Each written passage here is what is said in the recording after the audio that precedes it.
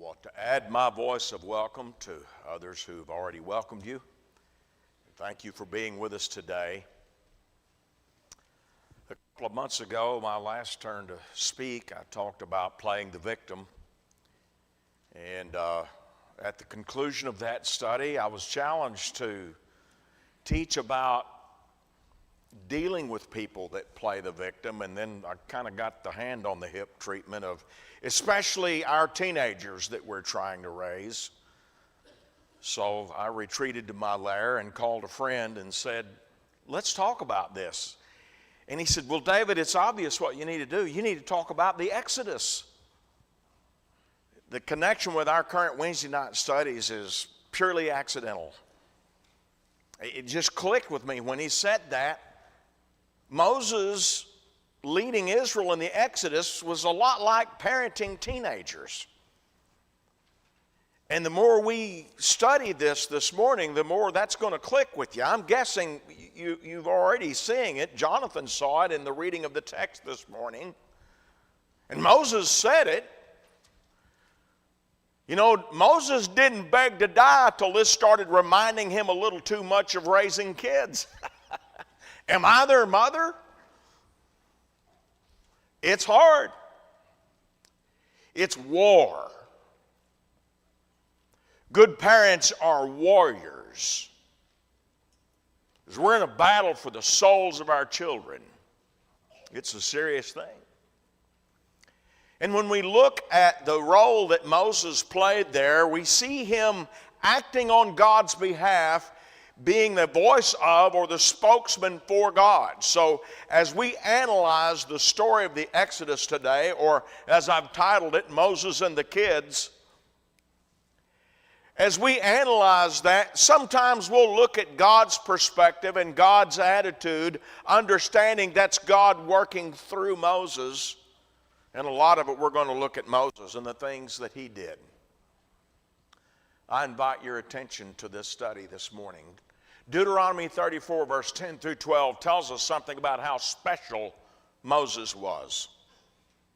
But since then there's not arisen in Israel a prophet like Moses, whom the Lord knew face to face in all the signs and wonders which the Lord sent him to do in the land of Egypt, before Pharaoh, before all his servants, and in all his land, and by all the mighty power and all the great terror which Moses performed in the sight of all Israel.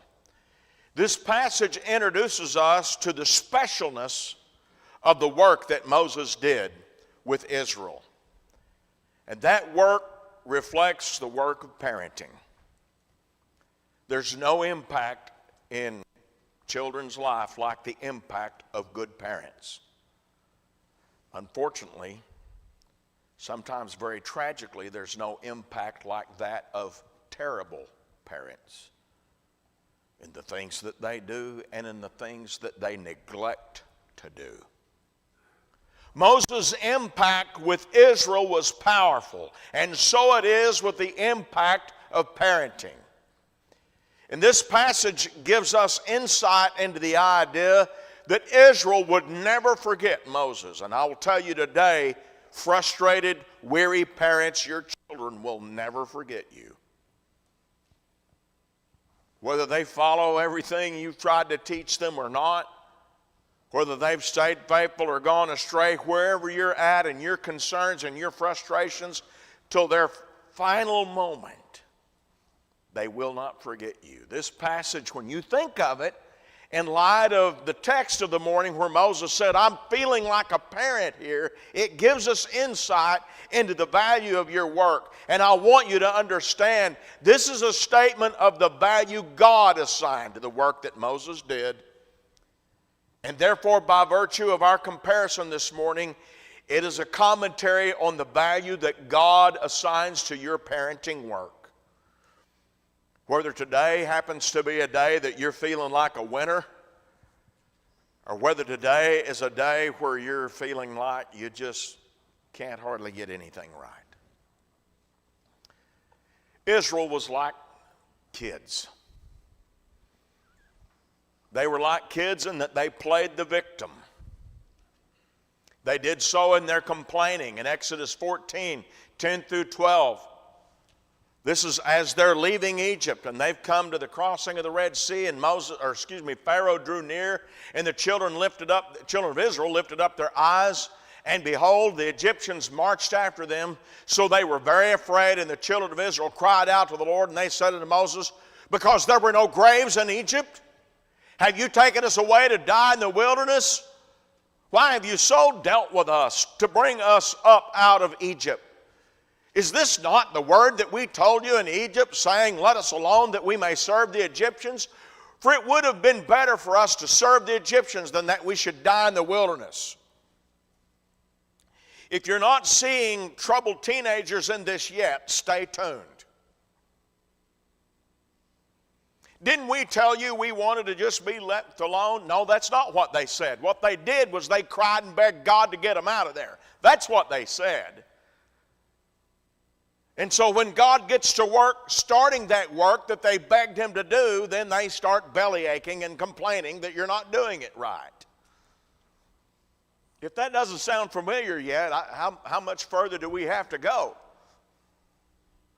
Listen to the drama of verse 11. Oh, because there wasn't any graves in Egypt, you brought us out here so we could die where there's plenty of room. Now think about that. What's Moses going to say? Yeah, that's the plan all along. God hated y'all so much, he wanted you to die. So instead of letting you die back there, we thought we'd bring you out here where you could all die at once. That's a pretty silly idea. Does that remind you of anything that teenagers say to their parents? In complaining, they're playing the victim. Cue the back of the wrist onto the forehead, toss the head backward, an unrivaled drama, and start whining. And you've got the picture. A lot of you know what an AI chatbot is. In case you're not acquainted with that, that is a very complicated program that's available on the internet that's designed to think as much like a person as a computer can do.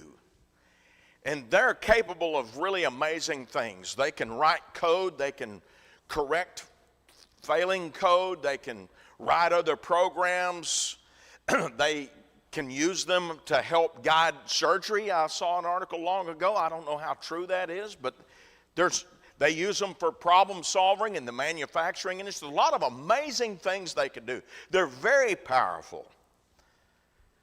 And in thinking about this point right here, I thought it would be useful to have a catalog list of every instance where Israel complained. Not from the beginning of their existence till the crucifixion of Christ, but just during the Exodus. And that's the kind of thing these chatbots are really, really good at. So I went to the one that I occasionally use, and I said, so tell me, list every time in the Exodus story that Israel complained, from the time they left Egypt until the time they entered the land of Canaan. And it fried. I got an answer. I'm going to paraphrase the answer I got. Look, Dave, they complained a lot. Nobody can count all the times they complained. So just understand, I'm going to give you a few representative examples. And so I rephrased the question, which a lot of times helps when you're dealing with these chatbots. And I tried to reword it in a way that would be constructive, and I clicked, all right, let's have it. And I got the same thing. Okay, Dave, now look. You need to understand, they really complained a lot, and there's no way I can list all of it. Here's you a few examples, and they gave me the same examples. Is anybody thinking of parenting teens yet? In that moment, I thought, I have reached the end of the internet. And as I stand upon the precipice of the vast chasm before me, the last thing I'm standing on is Israel griping. I'm thirsty. Some of you right now are mentally taking a trip with your kids. Can we stop? I'm hungry. Some of you now are 5 minutes after the last stop. You just stopped at, a convenience store, and 5 minutes later you get the announcement, well, I'm hungry. Well, now I'm thirsty again. Oh, by the way, I'm hungry. And I don't think we can get there. Canaan looks too hard to me. And then outright rebellion and complaining in the course of that. And now I'm thirsty again. And this journey is just too hard. Somewhere in that mob of Israelites going across the desert, there had to be somebody carrying a back seat with kids in there or people in there saying, are we there yet? That's what's happening here. Playing the victim.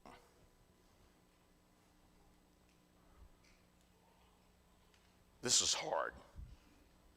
Proverbs 18 and 13 says, he who answers a matter before he hears it, it is folly and shame to him.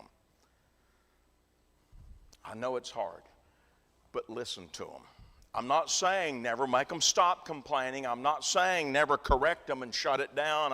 I'm not saying that there never comes a time where you've got to silence it, because there does. But before you do, listen. Jesus teaches us the mouth speaks the abundance of the heart. And here's what happens when you listen to your kids complaining. You're giving them enough rope to hang themselves. Not literally. Y'all just FYI, I know you get frustrated. That's not what we're talking about. But you're learning what they're thinking.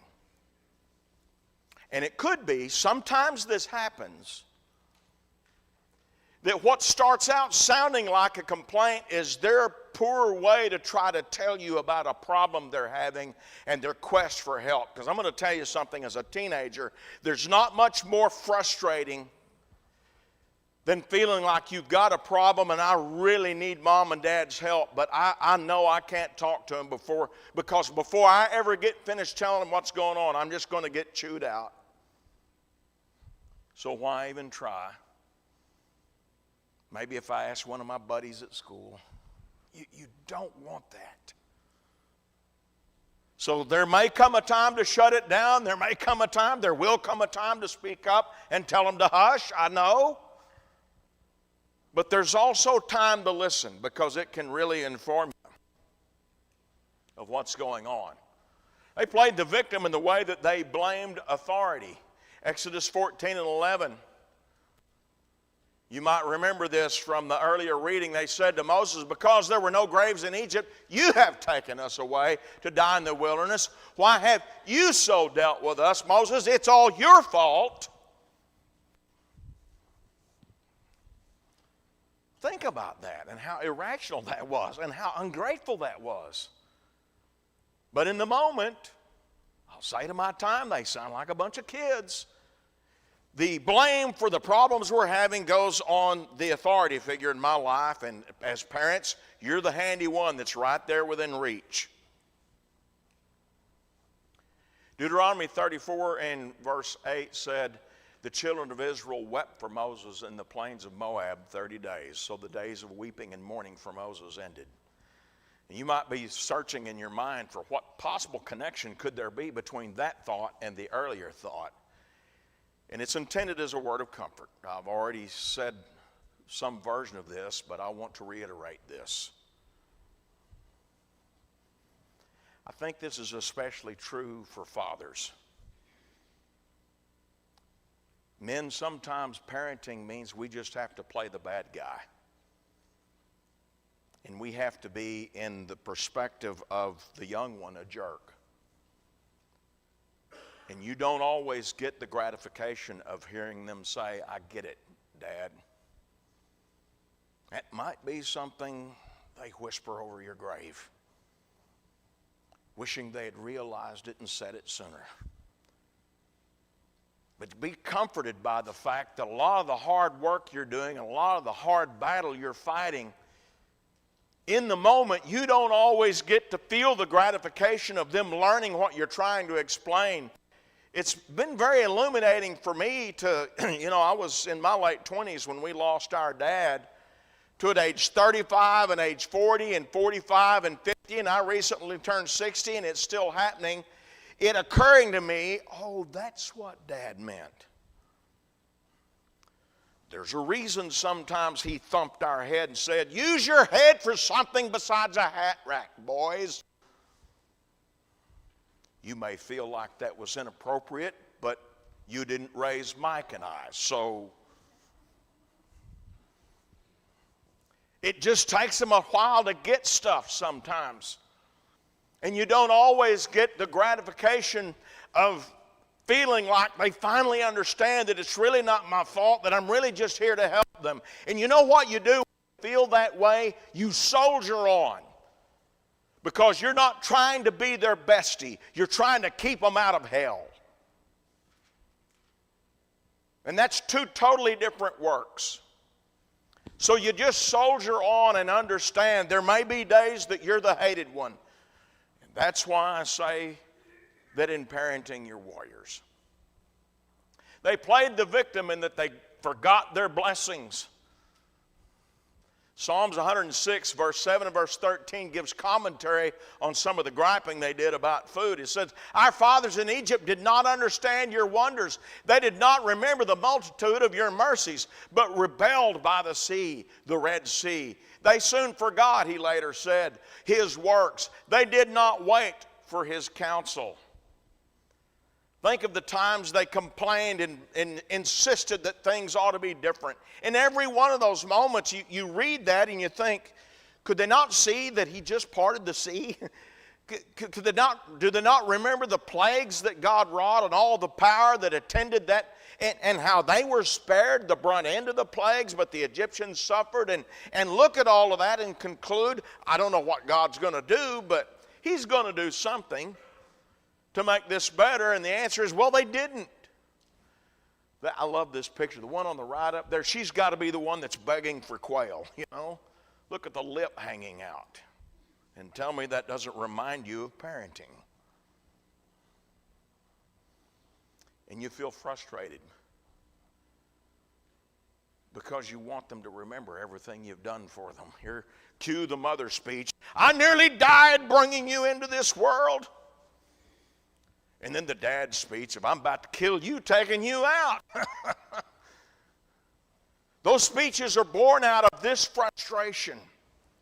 You are not alone in those feelings. They did not remember his power, Psalm 78 and 42 says, the day he redeemed them from the enemy. How quickly they forgot how the waters clapped together upon the Egyptian horde and brought them all immediately to the gates of death.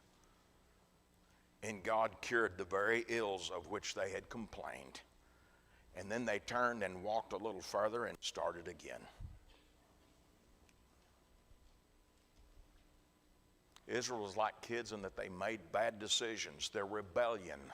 Deuteronomy 9 and 24 says, you have been rebellious against the Lord from the day that I knew you. It's common. I can remember feeling rebellious against my parents. I can remember some of those thoughts of rebellion being thoroughly squelched. In those moments, it feels difficult, and I want to give you young people a warning. You'll remember those moments. If life takes its normal course, you will outlive your parents. That's not always true. We are painfully aware of tragic exceptions to that, but it is common for people to outlive their parents. And in that scenario, there will come a day when you will stand before the shell, the remains that once held your mother's soul. And like divine visitation from the mist of the past, one instance after another of one hateful word after another and one rebellious word after another will pass before you in solemn review. as her lifeless, loveless, speechless, unable to soothe you remains, lie in silent repose. And in those moments, you will know the ugliness of your rebellion. And if that moment doesn't teach you, Judgment Day will.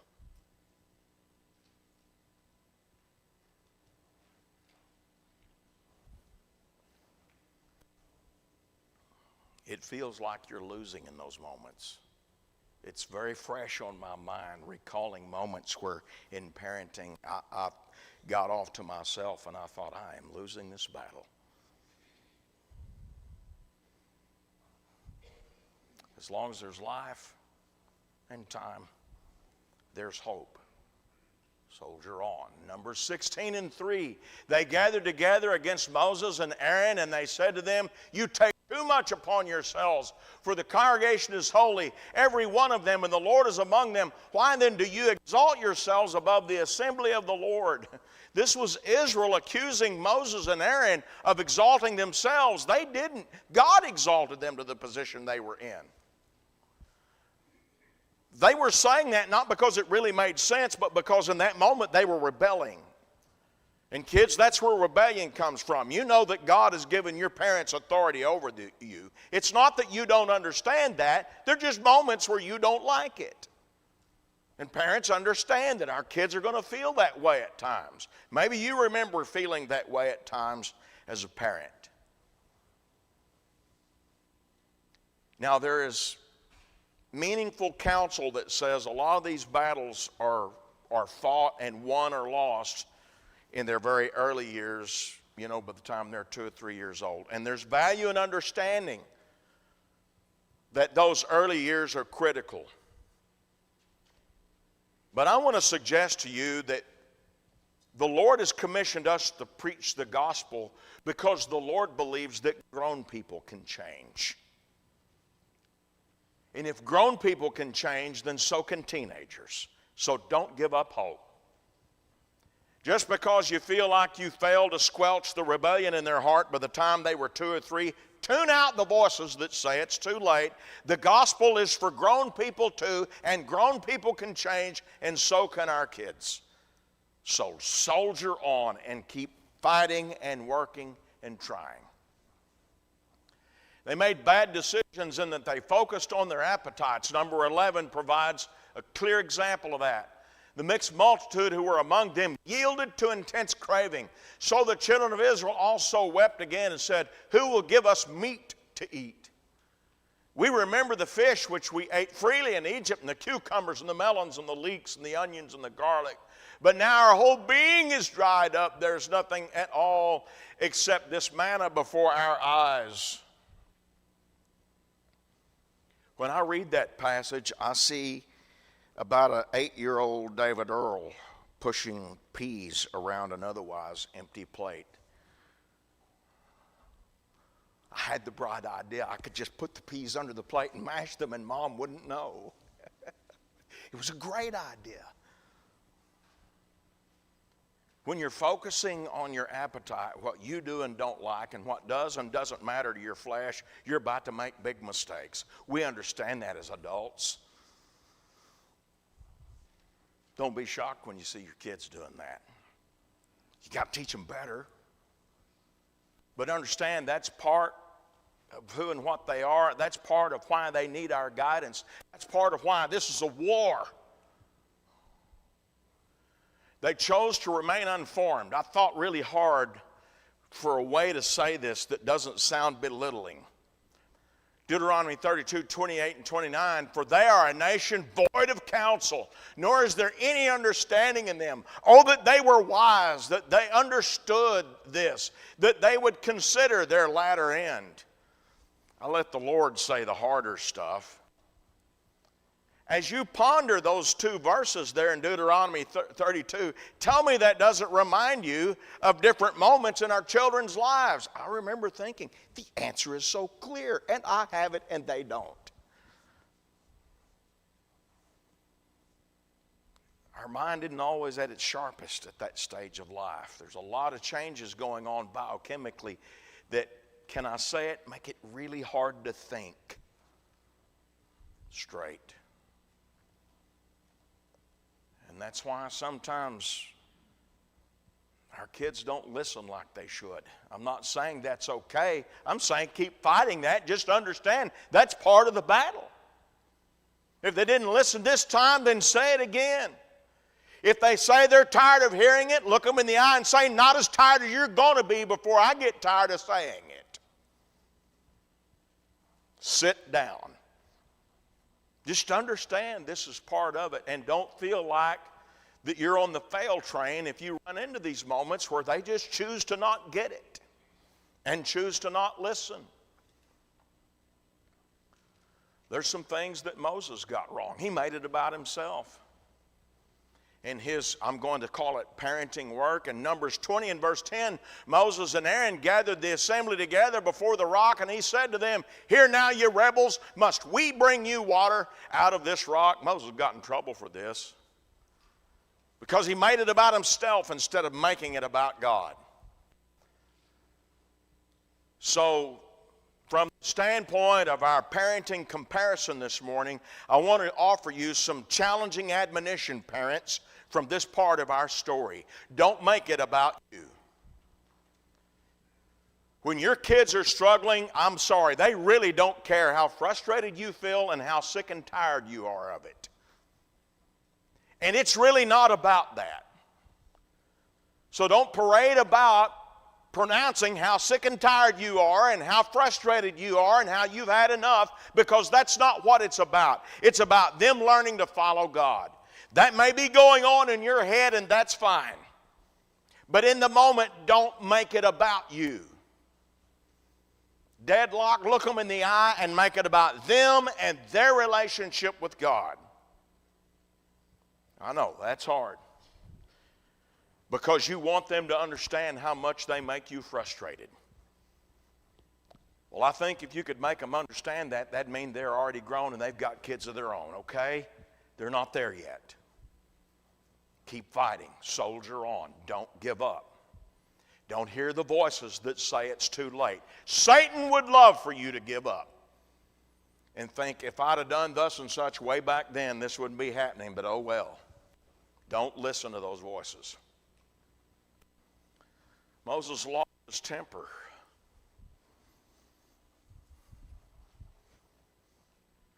Psalms 106, verse 32 and 33 looks back on that moment about which we read. They angered him also at the waters of strife, so that it went ill with Moses on account of them, because they rebelled against his spirit, so that he spoke rashly with his lips. He let his anger define his parenting, can I say.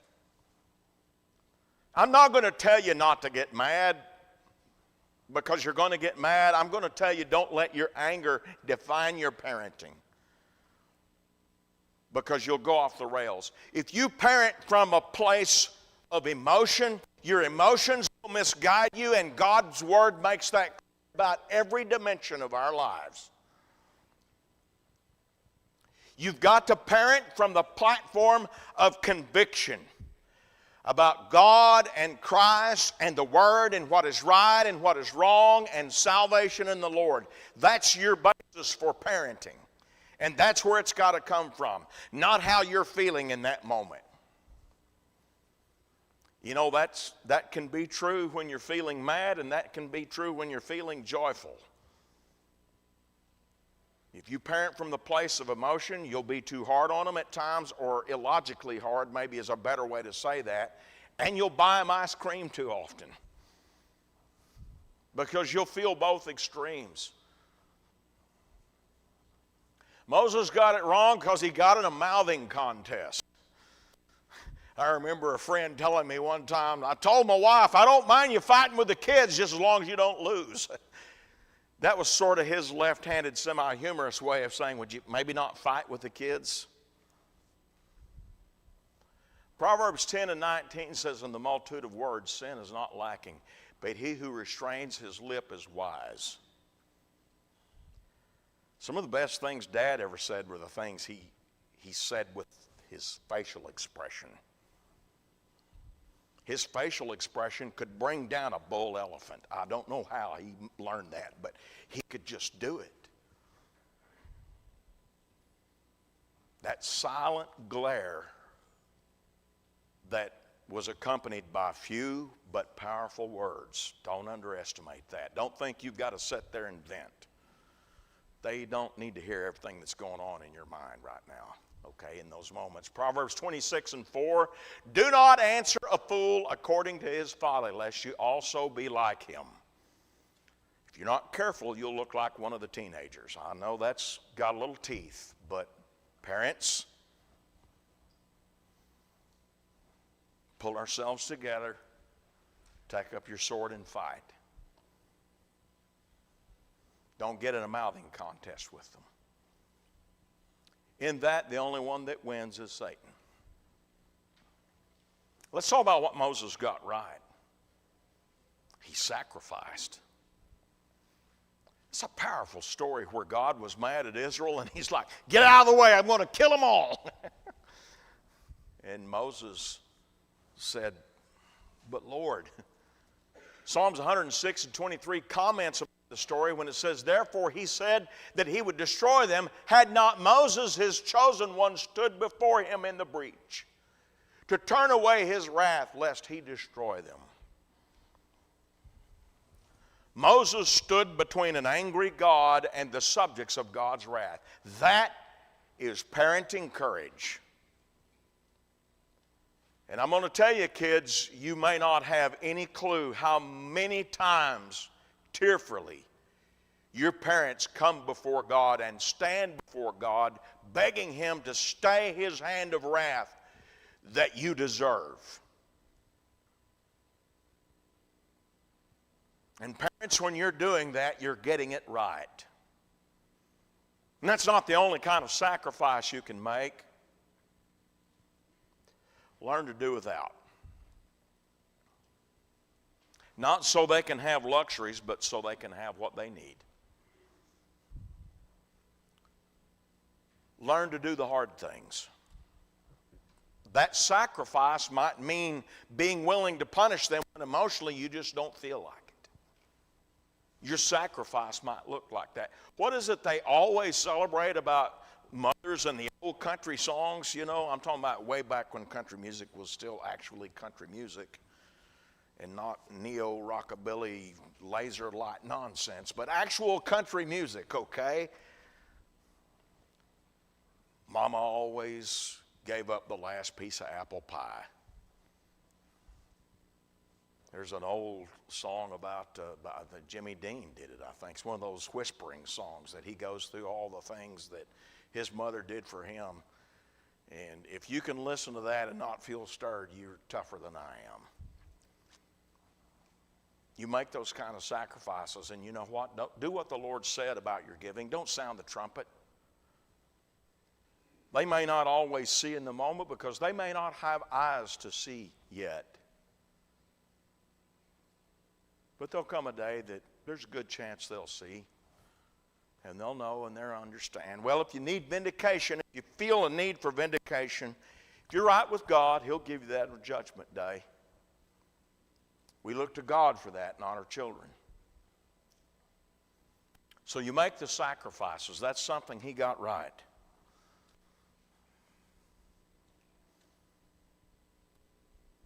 Moses taught relentlessly. Deuteronomy 33:4 remembers of him that Moses commanded a law for us, a heritage of the congregation of Jacob. So you teach relentlessly, not just random values, but the will of God. You teach the Word of God. That's what they need. So you teach it relentlessly, and look at this little glimpse of Moses' instruction in Deuteronomy 34:27. For I know your rebellion and your stiff neck. If today, while I am yet alive with you, you have been rebellious against the Lord, how much more after my death? Moses parented with a view in mind of the day he would no longer be able to parent them. That comes in two stages. That comes obviously in death, but it also comes when your kids grow up and leave home. And you're still mom and dad, and you still have influence. And We understand that, but they leave father and mother, and you don't swing the same kind of stick you did when they were little and under your authority. It's different. And so you teach relentlessly with the view in mind there's going to come a day when time has ran out, the clock has gone tick, boom, and you're done. When I think back on mine and Mike's folks, or, in realistic recollection, I can remember things that I think if they could talk to us today, they would tell us they would do certain things differently. I know Mom felt that way because as she and I aged, we had some of those conversations, and she talked about things she could have done differently, and I guess any parent's going to feel that way.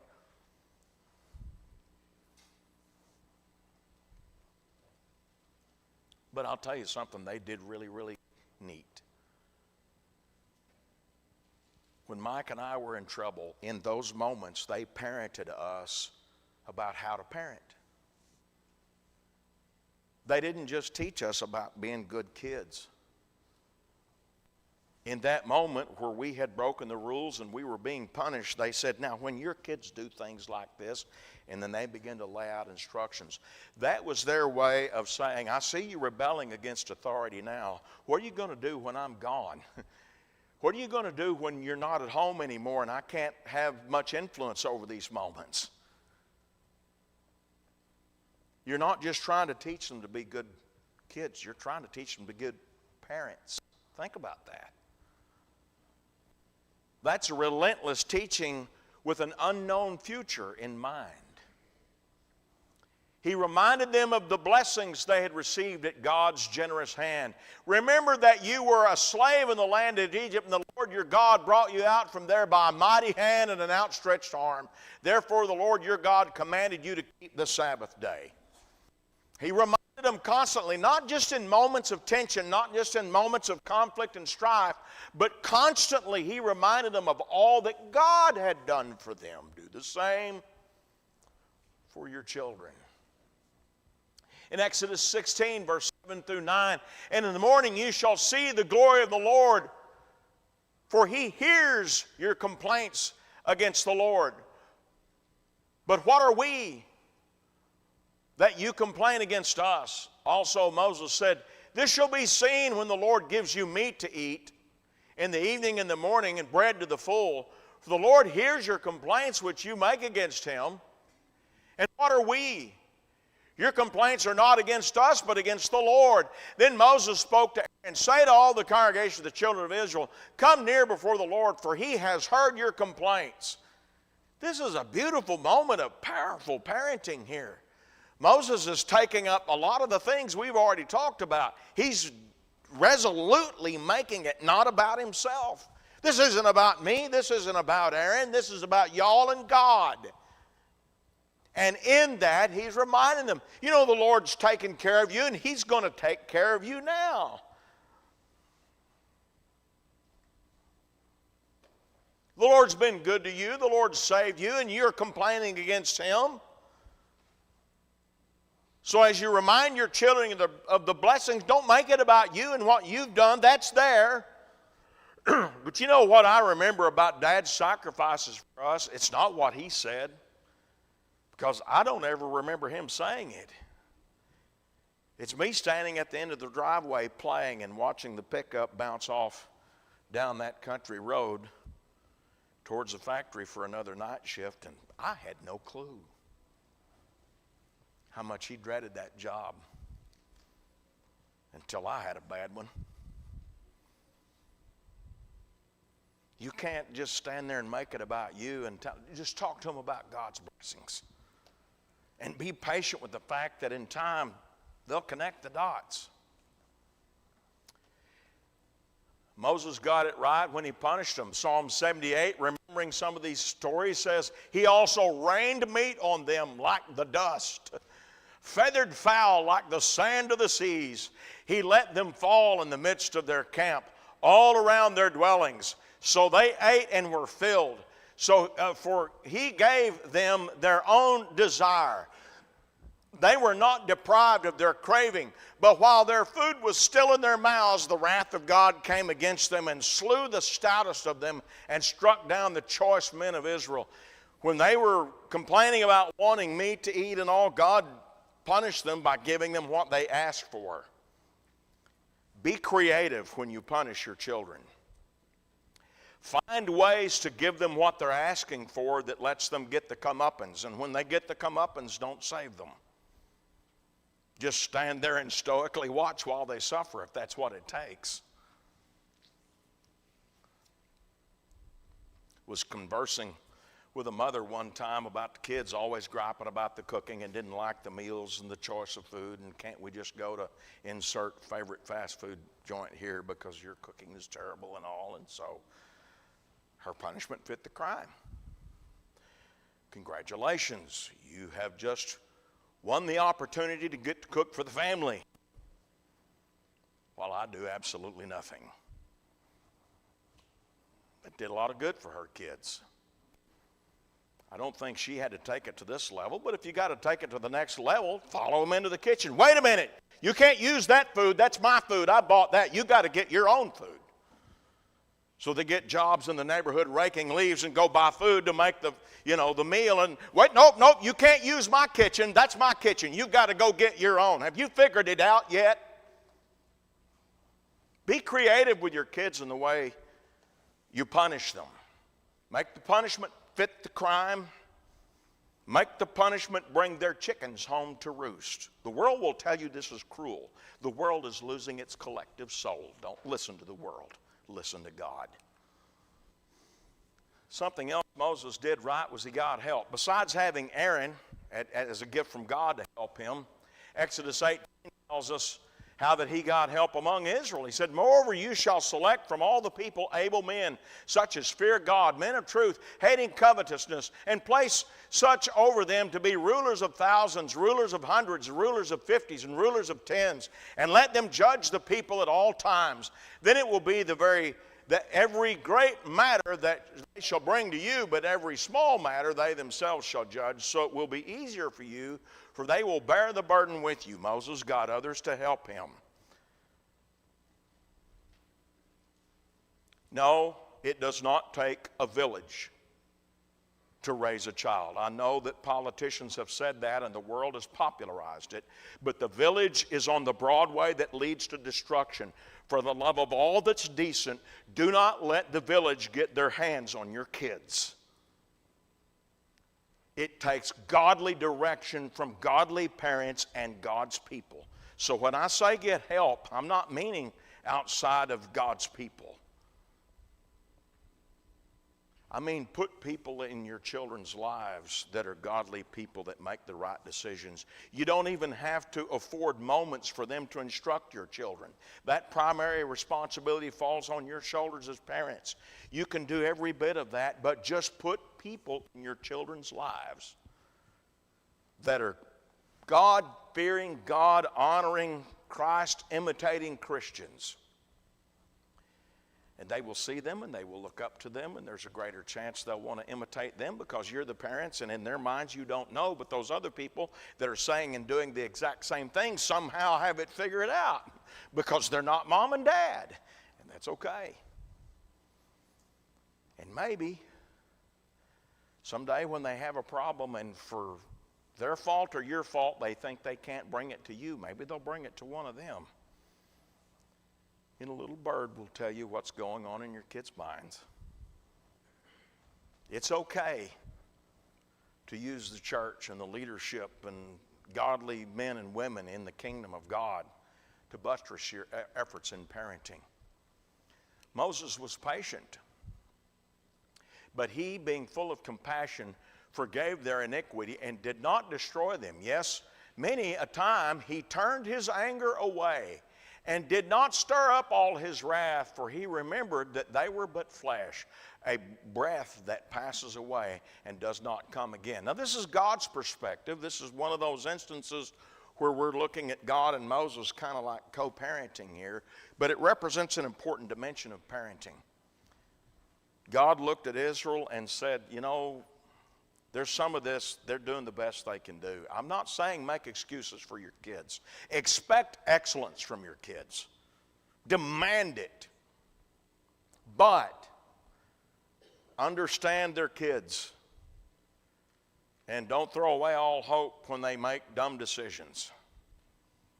But just keep patiently working. And the things that you're doing, here's where this comes into play. You may be doing a lot of great things that in the moment it feels like such a panic of this is not working. I've done A, B, C, and D and all the things that they told me to do and it's not working. Guess what? You're not going to raise kids in one moment, in one season of punishment. That's not going to happen. It's going to take a long time. And so you have to be patient and keep doing the right thing. And don't tell yourself it's not working. Maybe it is working later on. You just don't see the fruit yet. Remember what I said earlier. There's some things, Dad taught us. Mike and I have had several of these conversations that plane didn't really come in for a landing until years later. And I look back and thought, okay, that's what he meant. Now I see it. He had to be okay with leaving this world, maybe with a nagging thought in his heart that I didn't really get it. I gave him a few reasons to feel that way. And I was 29. I was starting to get a little traction. But there was some of it I just didn't understand. Sometimes that just has to be okay. Be patient. Broken. And begging for death. That's where the reading of the morning finds Moses. Moses said to the Lord, follow his prayer down to verse 14, I'm not able to bear these people alone. This burden is too heavy for me. Pray those prayers. Appeal to God constantly. He wants you to tell him how defeated you're feeling. Ask for his help. Ask him to make your children miserable if that's what it takes to get them to open their eyes. But take it before God. And never slow down. Moses was an old guy by the time this was happening. He was in his 80s plus. This is a guy that's pretty rugged. He's seen a lot of rough things in life. It takes a lot to break a man like that. But in Numbers 11, parenting broke him. Don't feel like you're a weak quitter if you have those moments of feeling that way. Just take it to God over and over. My brethren, count it all joy when you fall into various trials, knowing that the testing of your faith produces patience. But let patience have its perfect work, that you may be perfect and complete, lacking nothing. Now, we've read this passage a number of times in the assembly. I think it's been read recently, if not in a lesson here in some Bible study that I sat in on. It's a common passage that we appeal to about being patient in life. And we always read this and we think of the trying of our faith as being, temptation and sin and, things out there in life that bother us. And now we're reading it and all of a sudden I'm like, fatherhood. And you guys are doing that and you sisters, you're looking at that and say, yeah, there's mama, crying. Let patience have her perfect work. Everybody wants good kids. Who wouldn't want good kids? But in the light of what this passage is telling us, I want to tell you something, and I hope you'll listen. Really, really listen, parents. You're not trying to raise good kids. You're trying to raise good adults, and those are two different things. You can browbeat a child into soldierly obedience. It is not hard. I know some people think it's hard, but it's not hard. All you got to do is just be willing to be cruel. And you can make them march in lockstep with everything you say. When that sort of thing is done and not in love, that's not parenting, that's abuse. That's not your goal. Your goal is to take your child by the hand even when they're trying to pull their hand away and walk them through their childhood and through their teen years. Lord, please help us all. And when they leave that home, hand them off to Jesus. And hope that they learn to follow Him the way you've tried to get them to follow you. That takes patience.